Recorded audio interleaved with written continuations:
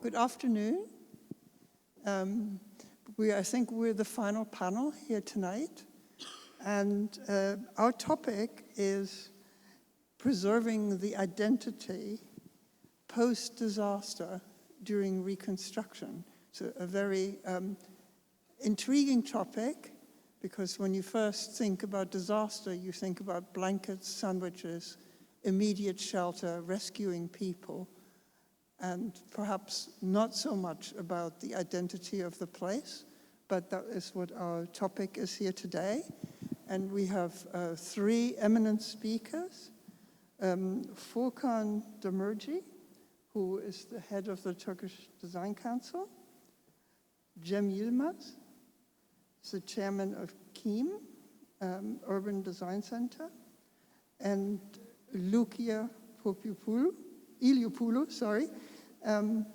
from Foster and Partners, who help with the master planning. And I think we will just start on your topic. So we were talking about the reconstruction after the earthquake in southern Turkey and northern Syria about nearly 2 years ago. And the members of our panel have been working quite hard for the last year and a half on how to rebuild Antakya, which we may also know as Antioch, in the southern province of Hatay in Turkey. So please, Furkan, would you like to start? Thank you, Bee. Hello, everyone. I want to talk to you about our endeavor for the past 1.5 years with me and my colleagues. The story of Hatay, as known as Antakya. We had a severe earthquake in 2023, and there was this efforts of rebuilding and redesigning a collapsed city. And we will tell the story of this process and the design. And I want to start with where Antakya is and what kind of a city it was. It's located in southeastern Turkey, and it's actually a very important city in the Mediterranean region. It was the third largest city of the Roman Empire. It was the home of Alexander the Great, where he fought with Darius. It was the home of St. Peter, where he established his first church. It was the home of the first mosque in Anatolia. It was the home of Hittitians and Assyrians. It has a 5,000-year-old history and mosaics of culture. You know, the literal mosaics was all over the Hatay. And it was a bedrock, still is a bedrock of cultures and civilizations, a capital of gastronomy, and home of Muslims, Jews, and Christians. And that's why it has a very historically and culturally importance. And in the recent years, I want to talk about the modern era. The people of Hatay is very actually well-educated, well-cultured people. And they are enjoying the life. There is a rich culture, rich gastronomy, and a great economy and great agriculture. On the 6th February of 2023, we had a severe earthquake. Unfortunately, these lives, these cultures is destroyed. And it is a huge trauma for us. At one night, many lives, many memories is lost in a second. Only thing left was these orange trees and these olive trees. And so we had this severe trauma of losing people, losing cultures, and losing a city. This is a depiction of a Roman era on the left top corner of Antioch, Hatay, which is Orontes River comes right in the middle of it. On the left down corner, the before earthquake footage. And at the right, we are seeing after earthquake. The whole city almost completely destroyed. Actually, almost 80% of the buildings have been either destroyed or severely damaged. As you can see on the right, it's almost completely gone, and it looks like a tabula rasa. So the fact is a great city is destroyed, and thousands of people have died. An idea, as we come up with, our goal, our challenge was we should be designing and building the best city possible for the next generation of people, and then for our culture and for our region. But the funny thing about the ideas, they are intriguing, they are exciting us, and they are visionary and sounds good. But I want to scoop in a story from Charles Townes, the inventor of the laser, Nobel Prize winner. And, a beaver and a rabbit sitting down in front of Hoover Dam. And the rabbit goes, "How did you build this, beaver?" And he says, "I didn't actually build it myself, but it was my idea." The key takeaway from this, ideas are good, ideas are visionary, but the realization, innovation, and making it real is the product of human civilization and collaborative work and collective work. As in our cities, when we started doing this redesigning efforts, there was this all visionary ideas like collaboration, let's collaborate all together, let's participate, the local people, let's make it inclusive. We should make it resilient and human-centered. We should preserve the heritage. Yes, they are all the rules and principles. But the realization of this is very hard. And how could we realize this? As an NGO, as Türkiye Design Council, we should be designing the process and building this community and enabling the design can happen in such a hard time and a hard place. And how can we do this? By building trust. And now our cities nowadays are zero-sum game where investors gain and people and cities are losing. As in Istanbul, our hometown, this is the ugly face of Istanbul. It's just a pile of buildings where some investors gains, but the people and the city loses. We should make it non-zero-sum game, a win-win game for everyone. When I say investor, it can be government, it can be private investor, whatever you say. But cities should benefit everyone and should be economically viable, feasible, but also we have to be living in great ecosystem, in great parks. We have to walk to our homes, to our parks. Our kids should enjoy it. That was our dream as an NGO. And again, how can cities be a non-zero-sum game, a win-win game? Again, by building trust amongst communities, amongst stakeholders. Because the cities actually at the basis, the habitat of human civilization, and it's a symbol that our trust for each other. And that's actually was our challenge and was our goal in Hatay. This is the actually classical table, the organization of rebuilding efforts, like where government sits on the table's head and other stakeholders align, and the design is doesn't very discussed in the table, and it's a one-way decision and one-way dialogue. But we made everyone a stakeholder, even the governments. We gathered the best urban designers, best academic consultants, the local communities, local architects. We brought the best minds of our country, of the world, on this table, and we put the design on the table and we discussed it.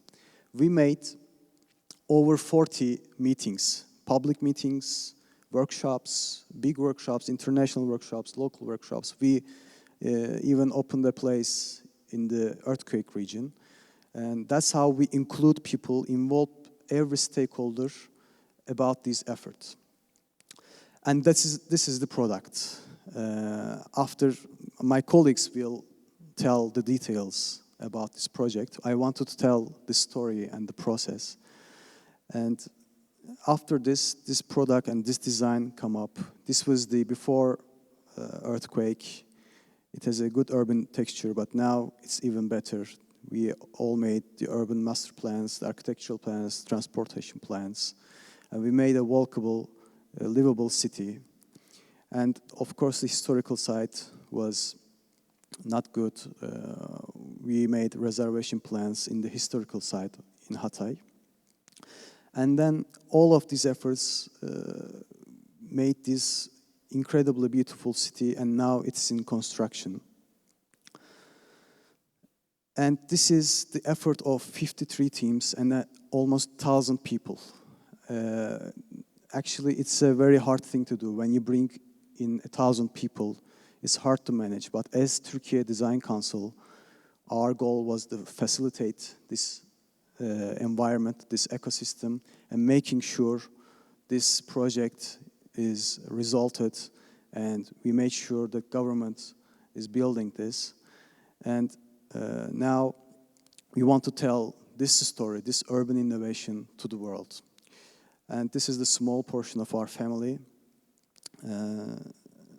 Why we are doing this? Because people of Hatay, actually the people of the world, deserves great cities. We all deserve great urban environments all around the world.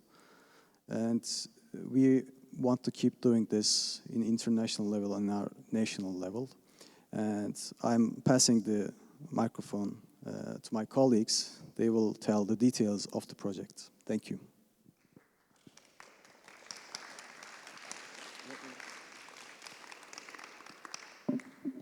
Thank you. Hi, everyone. First of all, thank you for coming. So my name is Cem Yılmaz. I'm an urban planner. And of course, Furkan, he has shared, in fact, the process and how we did it depending on trust. Maybe I will begin my presentation by saying abracadabra, which is in Arami language and meaning I did it as I say. So the realization of what has been taught was the key point that we have focused. And how we did it is the most important thing there. And I just want to give you the angle from urban planning, and it is the rethinking of urban planning after disaster. So Furkan already told, but I just put it in numbers. It's more than 50,000 people lost their lives, and 3 million people have been displaced. So those are huge figures, and when in numbers, maybe they don't really mean anything, but it was so strong, and it is still is when you go there, you really feel it, when you the city was there and it's not there, and you really cannot get used to it. We all together maybe have been there for the last 1.5 years, more than maybe 50 times, and every time it was, I can tell you, all different. I mean, it's not the same. So those are the businesses.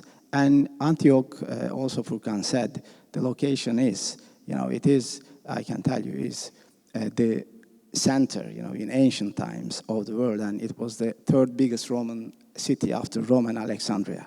So Seleucus Empire and all those ancient empires, were based there. So this is Antioch center, and the red dots are just the listed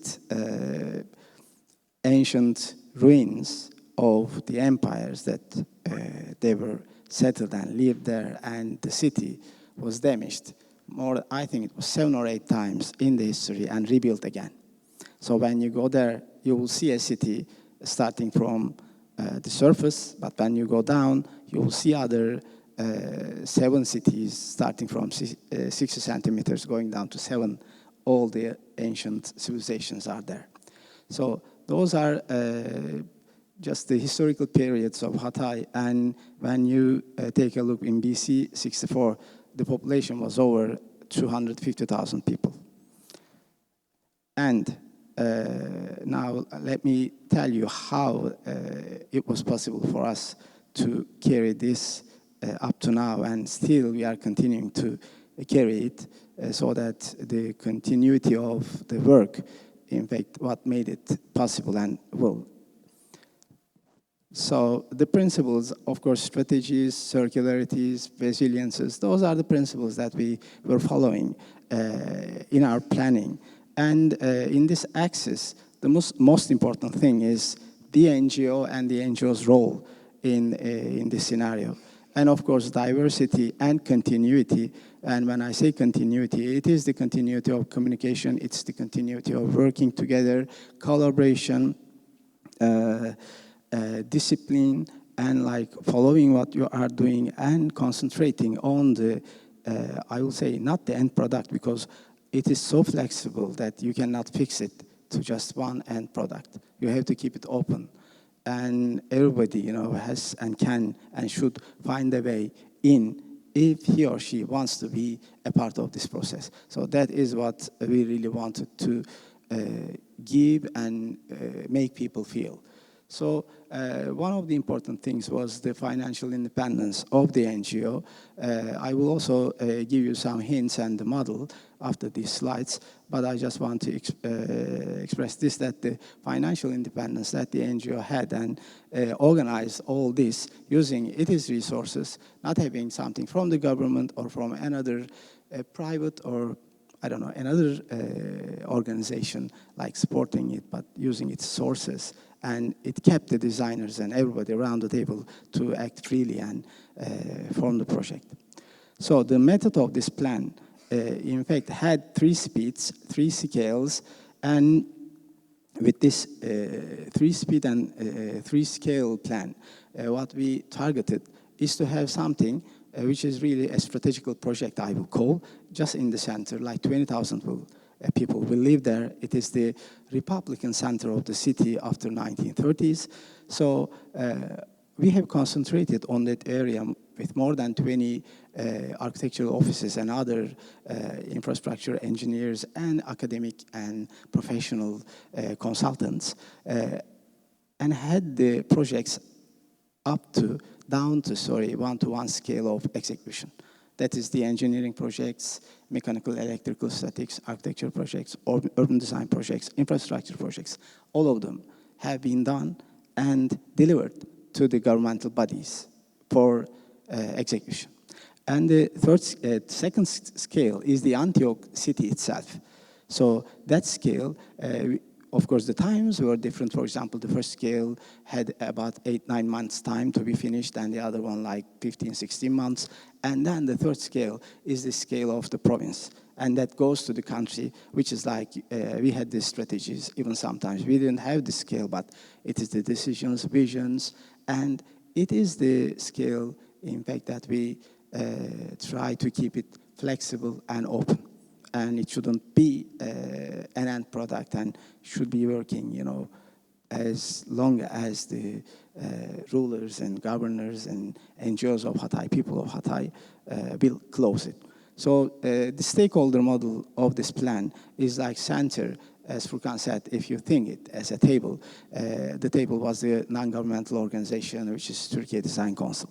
And then it had private sector, academy, and government as the, in fact, stakeholders who are like supporting the process and being a part of it. So that facilitating issue was maybe one of the key points why it was successful. By the way, when I am telling this, I will be talking about how it was possible. Because, you know, if it was so easy to do something like this, so everybody can have a role, maybe the non-governmental organization or other organizations can have this role and organize something like this. But the governing bodies, they won't let it because they don't want to share the power. So that is the same in every place on Earth. In here, after that devastating earthquake, it created this empty space that everybody felt powerless, that they really cannot do anything, or they even, I mean, also we couldn't think systematically that how and what we should do. So that empty space was a space when Türkiye Design Council planned and had this role to fill that space and help everybody. So, and the key is that to work without stopping. So we had, for example, 2 elections in Turkey during this 1.5 year, 2 years time. And of course, most of the systems stopped sometime. The government, the local governments, because it's the elections, and the most important thing is the elections. But the NGO, I mean, Türkiye Design Council, it didn't stop. Since the concentration was something else, and when you don't stop, you continue to work, so you don't leave an empty space. And when you work, you have the product, and at the end, if the government, when they asked about the projects were delivered, and that was the only option they had. But the thing is that projects were not produced by just one company, it was this collaboration. And of course, the scale, as I said, it starts from the country because 11 cities were affected from the devastating earthquakes. And it went down to one-to-one scale. So those are outcomes, just to talk you, it's economic, ecologic, and sociologic outcomes. You see here rear beds, green areas, transportation hubs, and the river Orontes has 2 sides. So one is the ancient site, the other is the modern site. So those are just the schemes, outcomes of the detailed master plan with the green areas, social facility areas, centers. And one of the also most important things is this public realm and public spaces and their connectivity to each other, so that it's not just rising as you see here, green space and facility areas. It's about connecting them all together to each other to make life easier and comfortable for people in the future, for Hatay. So this is the pilot project area. Those are the images that also Furkan showed, so I'll be just skipping them. And the old city, as you see, even in the old city, it went down to 100 to 200 urban design and architecture projects, using all the old inventories of these old buildings. Some of them are more than like 1,000 years old. And here is the point that I want to raise, the discussion and the experience. Maybe you and I myself, all of us here, had some maybe question marks in our mind after this discussion or panel.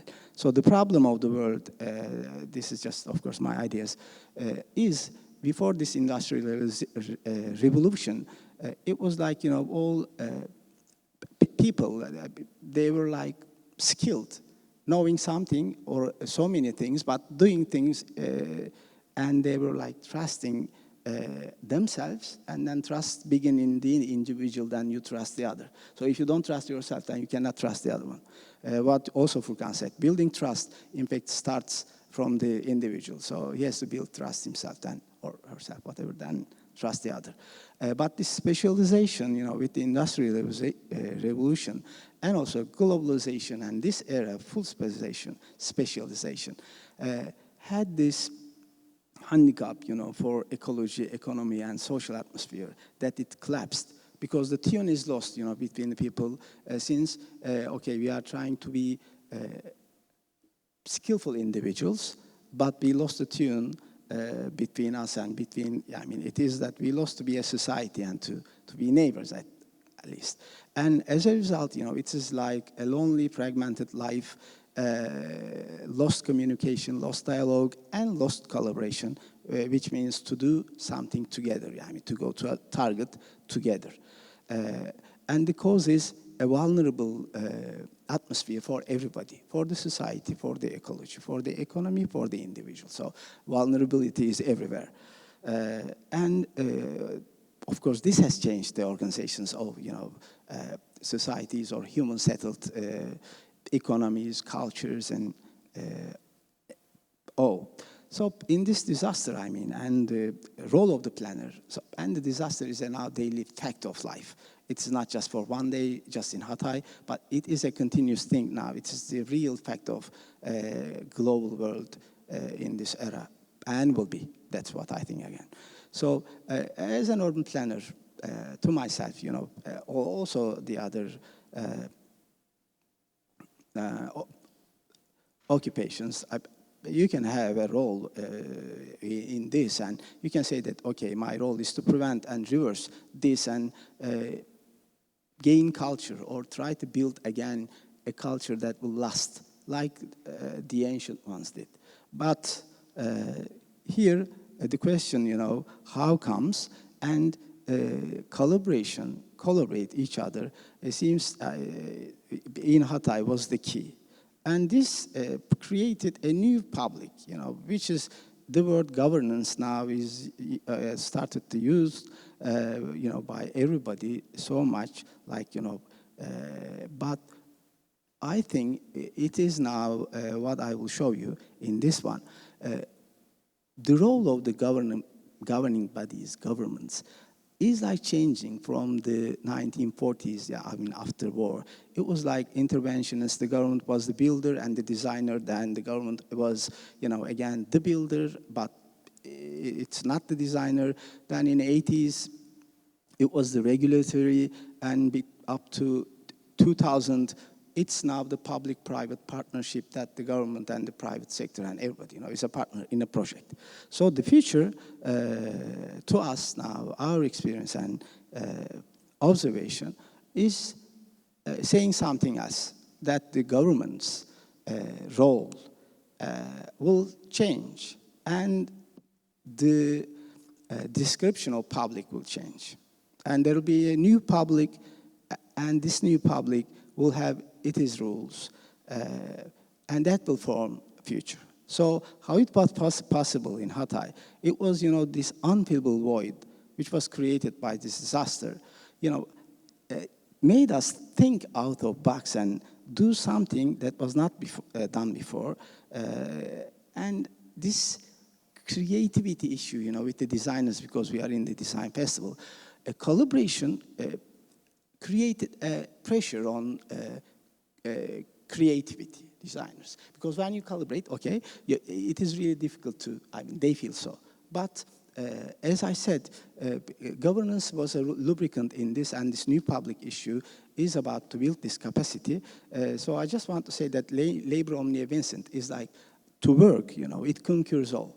If you don't stop working, and that's really important continuously, that will create the future. And that's all what I can say. So sorry, I think I was like 2 minutes more. Thanks.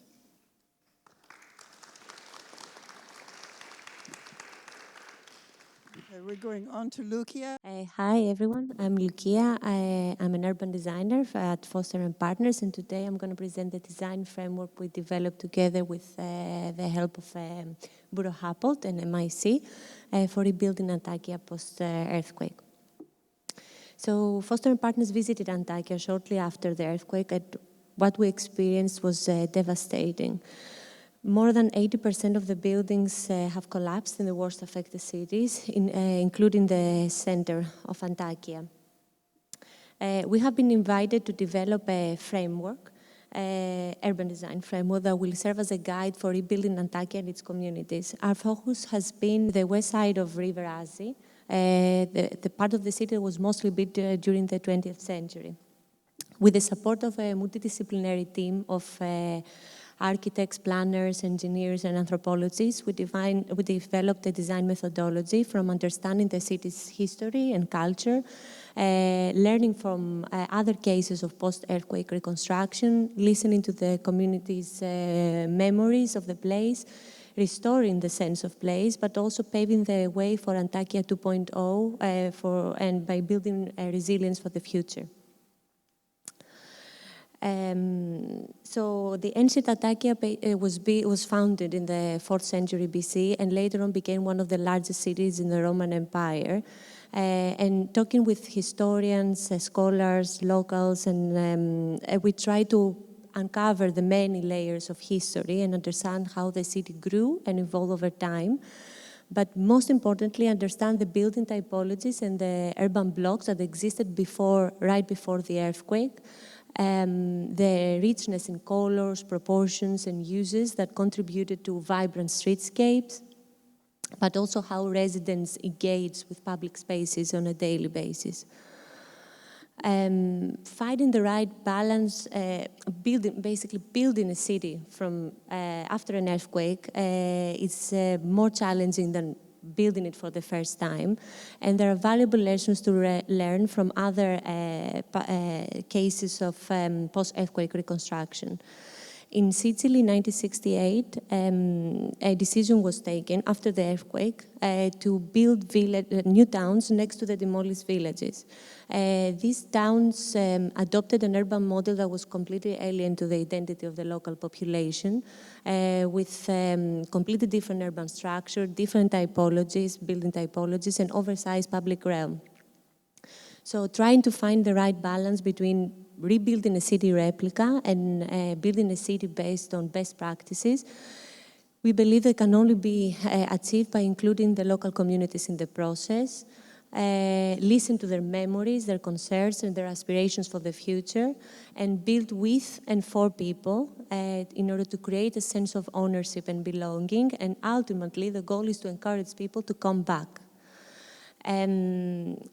With the help of our local advisors in Sauer and our anthropologists, we developed different methods of community engagement. In this experiment, locals are encouraged to describe with a single word memorable places within their city. And what we see here basically is a collective mental map that acts like a heat map of social interaction. Most of the keywords highlight local delicacies, the smell of coffee, and communal and commercial facilities, and reveal the importance of local high streets. Another topic that was revealed through the community engagement is that Antakya's uniqueness extends beyond its buildings and architecture, and it lies on all the intangible layers, such as the community dynamics, the shared past, the history, the heritage, and the diversity of culture. Since also a big portion of Antakya's population has left the city, we also developed an online platform to reach a broader audience. In this platform, residents and locals are invited to describe their city by using their senses, and this helps the designers map habits and urban relationships. So what we understand so far from the community engagement is the influential role of everyday ordinary architecture in shaping the community dynamics, and important key elements such as the streets where kids can play, the balconies to stay in touch with the neighborhood life, the smell of Antakya's coffees in the street, the shops and their synergies within the high streets, and the idea of shop owners residing above their shops. So the ultimate goal of the framework is how to restore, improve, and future-proof Antakya. So the city of Antakya faced many challenges before the earthquake, such as there were a lot of buildings in flood-prone areas, there was uncontrolled growth in the city that resulted in sprawl, the public realm was car-dominated, and there was uneven distribution of open spaces and community facilities, and also inadequate infrastructure and utilities. In the same time, there are elements and characteristics that are important to retain, such as, first of all, the buildings that survived the earthquake, the permeability of the original urban fabric, the variety in the urban block typologies, the green spaces and the community facilities that were well established in the collective memory. With all of this in mind, our goal is to build a framework for the sustainable reconstruction of the Antakya that relies on building resilience against flooding, increasing the amount of open spaces, building in a more compact way, prioritize spaces for pedestrians, facilitating the emergency evacuation, and improving infrastructure. The flood is an added risk for the city of Antakya. River Azi was one of the main reasons why the city was built in this location and flourished in this location. However, in the recent years, it was hidden behind retaining walls, and the streams that led to the river were treated as the city's backyard, with many buildings encroaching on them. Our aim is to establish green buffers along the river Asi and the streams. These buffers are treated as soft landscape areas, and with this in mind, we define what the developable land. The streams are seen as places of retreat for the communities to come together, play and socialize, and they're activated with community facilities and playgrounds. The western part of the city had also a very characteristic radial layout with a lot of access converging down to the civic riverfront center. So most of the roads are retained in their original location, but with a clear hierarchy and to allow for easy navigation within the city, but also reassessed right-of-ways to allow for the integration of public transport links, continuous sidewalks, landscaping, and integration of utilities, retaining in the same time the human-scale character. The upgrading of the road network presents also an opportunity to integrate sustainable infrastructure systems in the streets that will help significantly reduce the energy and resource consumption throughout the city. But besides improving the road network, is also restoring the character of the streets and their role in the residents' life. In Antakya, there were specific streets that held special place in the residents' collective memory, and these were the local high streets where the city's social and economic structure came to life. Our aim is to restore the high streets in their original location, but enhance and improve the pedestrian spaces along their length, introduce public transport links, add shading, and make space for local, small and medium-sized businesses and key civic facilities. Social infrastructure is also very critical for community resiliency, well-being, and building a shared narrative together. So before the earthquake, Antakya had little an uneven distribution of social infrastructure. So we are proposing doubling the provision, but also going beyond the local standards and propose amenities that reflect the community feedback and hopefully will help communities heal. This social infrastructure that I mentioned, plus the open spaces that are introduced in the city's fabric, are linked together with community routes. These are a network of micromobility, pedestrian-friendly routes that on a daily basis, they act like places for communities to meet, socialize, and interact. But in case of emergencies, they act as evacuation routes that guide residents to safe gathering places, such as plazas and community facilities. Antakya also before the earthquake had very little open space that was, again, was unevenly distributed. So we are proposing doubling the amount of open space per resident by improving the connection of the city to the water, retaining the agricultural land, but also introducing local parks that could be accessible by the communities within 5 to 10 minutes walk. We believe that it's important to provide a variety of open spaces in terms of scale, programming activities, and landscaping qualities to cater for a wider audience, such as from local plazas that are shaded and lined with F&B and local stores and community facilities to riverfront parks that serve Antakya at the city scale. Promoting walkability and reducing also car dependency was one of the key pillars of the urban framework, and this could be achieved by improving the bus line network and also increasing the space for pedestrians by applying the concept of the super block at the neighborhood scale.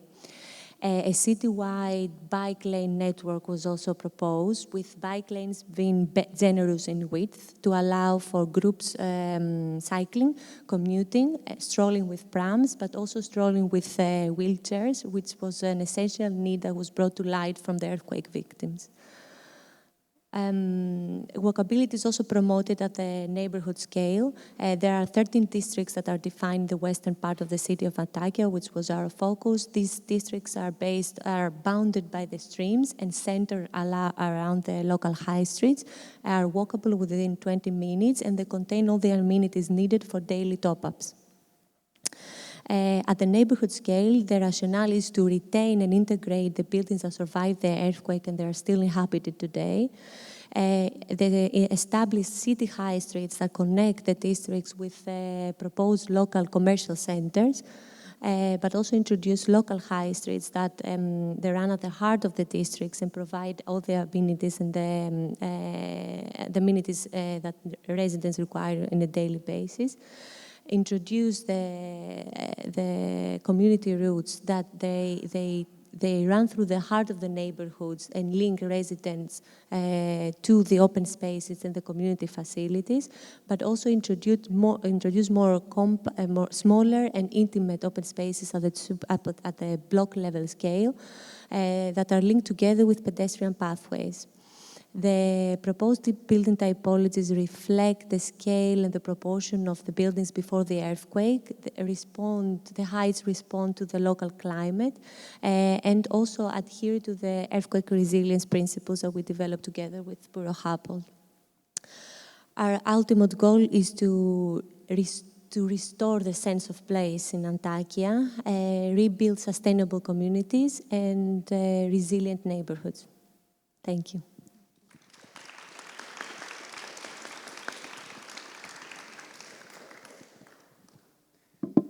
I can imagine you would probably have a few questions. Hello.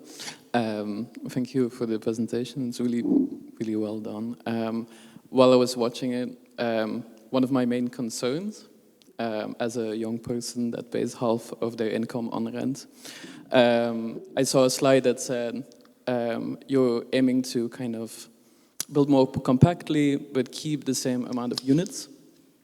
And I'm kind of wondering why not make more units during a time when housing is so difficult for people and so many people want to move to cities. And I'm wondering, like, how is this integrated into the plan, or like, has this been thought of? Okay, thanks for the question. Yeah, a good question. So one of the first targets was not to change demographics, neighborhoods. Keep them as it was. This is just, from the sociological point of view, as I said, but on the other side, from the ownership point of view, the first target was, for example, in this pilot project area, there were about 5,650 dwellings and about, again, 1,600 shops on the street. So what we did in the new plan is to reserve, first of all, and guarantee that we have the same number, because we really want people from the shops to the dwellings to live there and to be there. And this is their legal right since they have the ownership. It's freehold for them. So, and the other thing is we decreased the number of floors, which was before the earthquake about 8.5, and now it's about 5.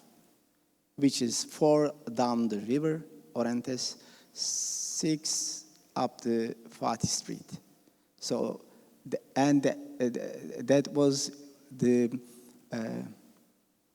problem, and I think the answer is okay for you. I don't know if you have anything to ask. Thank you. So is it like, do you need to build less floors to make them more earthquake resilient?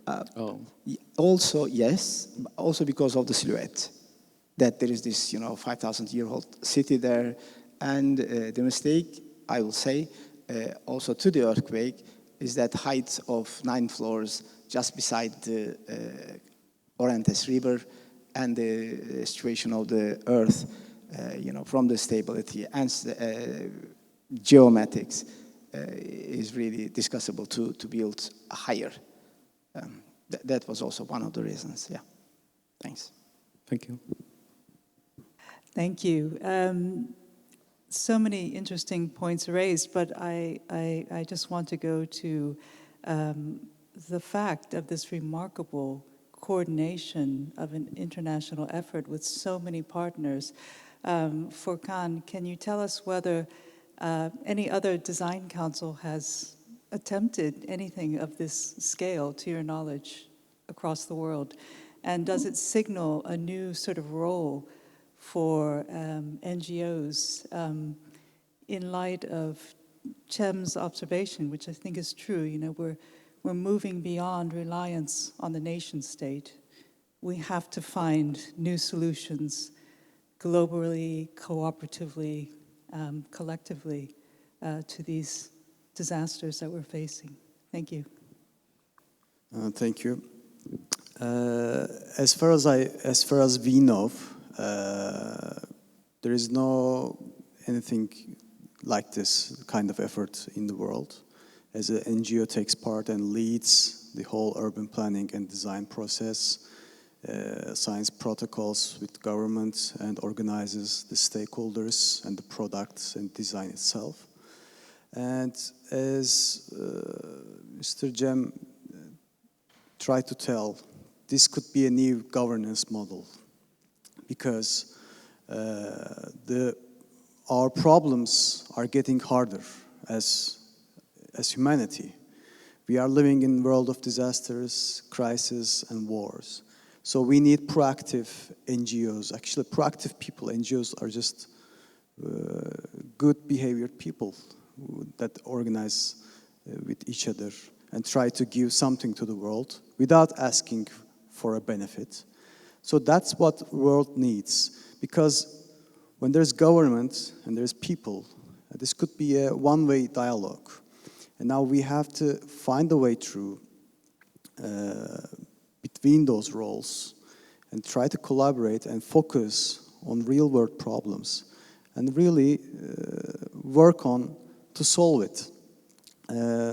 I don't know about other problems or other sectors, but as far as we know, there is no example to this work in the world.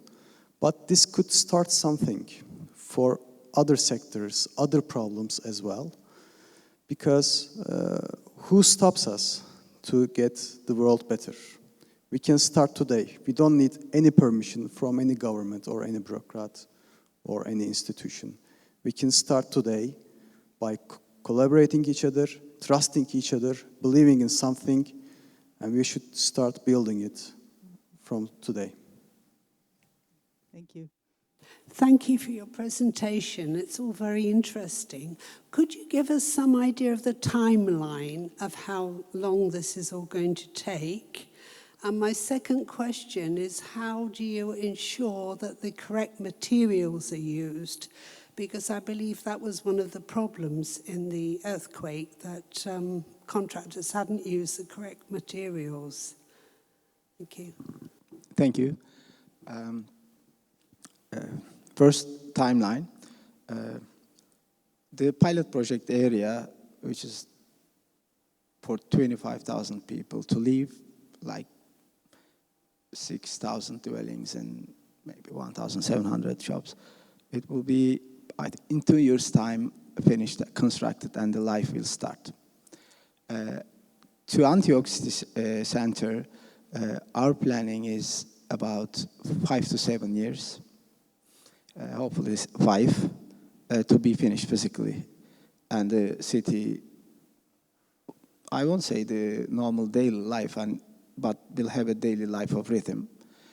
And for the province, it will take about 15 to 20 years, which is for 1.6 million people living in Hatay province. So that is the timeline we foresee. And coming to the materials issue, after this, the problem in Turkey, in our cities, the building stock is old. And in time, of course, because of the material quality also, they are under risk. And after 1990 earthquake in Istanbul, most of the legal documentation has been changed. And the control system over the building contractors had been set, and they are investigated, by that special private bureaus on the site, going down to the quality of concrete, the iron and all this building material. And after 1990, the new buildings, in Turkey, I will say they are safe, other than the old stock. And also, just a number, in the buildings that were built by the governmental organization Turkey, in the earthquake zone of 11 cities, nobody died. There were damages, but the people were not killed by the buildings. So, and after now, I think, also it's been checked, the quality of the concrete and the materials going down to the bases has been checked, and they have engineering services. And I may also say this, that the ones before built didn't even have engineering services. So that was also one of the problems, not just the material quality. I think this is the answer. Thanks for the question. We're almost out of time. I think we have 1 minute left. I think I'd like to say thank you to our panelists here. It was a really terrific presentation and inspiring, and hopefully replicated throughout the world. Let's see if we can accomplish that. Thank you all for coming.